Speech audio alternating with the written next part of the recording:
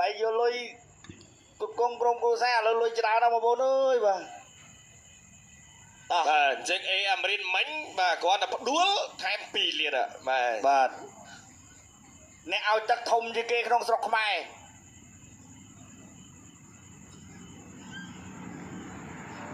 từ sông thọt mà cũng phan na rồi mình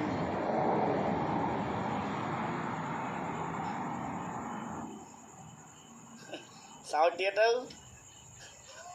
choក្រុមត្រៀមប្រុងព្រឹកប្រកួតវាសនាគុណខ្មែរយន្ត8ទិសគូទី7នៅជង្គង់មិត្តភាពអន្តរជាតិរវាងកម្ពុជាចិនទឹកទី1 round 1 round 1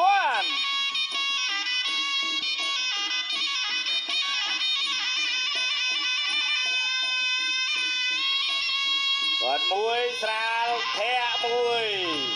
អាមរិនគាត់មួយអូទុក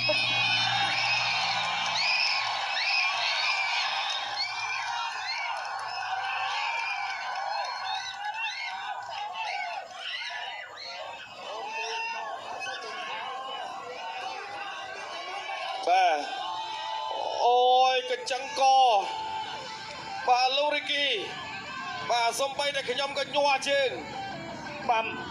អូនបកគលខៀវគាត់អត់នឹកស្មានទេបាញ់នេះបាទអូយអូយបាទធ្ងន់បាទសម្រាប់អេអាមរិនភូថងបាញ់មិញនេះបាទគ្រាន់តែចូលមកភ្លាម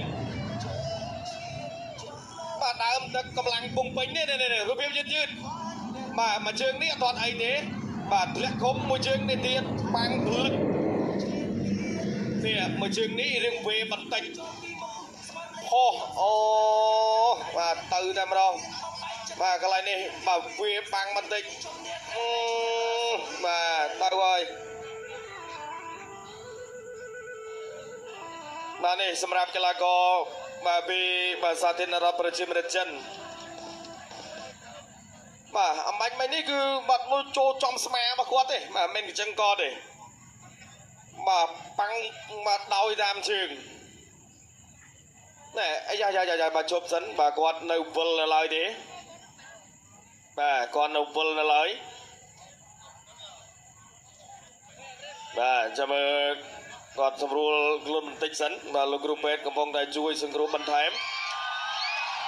អញបាទអេអាមរិនបាទ6លាន6លាន40ម៉ឺនបាទអាណិតបាទពីជើងអាមរិនបាទហើយអត់ទាន់បោកតម្លៃខ្លួនផងតែមិននេះណាអាមរិននេះហាត់តាំងពីក្មេងមកហើយពីជើងបាញ់មិញគួរឲ្យគាត់សម្គាល់ជើងដំបូងបាទប៉ាំងវេបន្តិចទៅចូលមកជើងទៀតហ្នឹងគឺទៅតែម្ដងបាទដោយតាមជើងបាទពីជើងបាទសម្រាប់បាទអេអាមរិនភូថងបាទកីឡាករចិនគាត់កំពុងឆ្ងល់ដែរចំហើយជើងបងធ្ងន់ម៉េះធ្ងន់តាំងពីឪបងបាទធ្ងន់តាំងពីលោកឪពុកបាទតែមិនអីទេឥឡូវ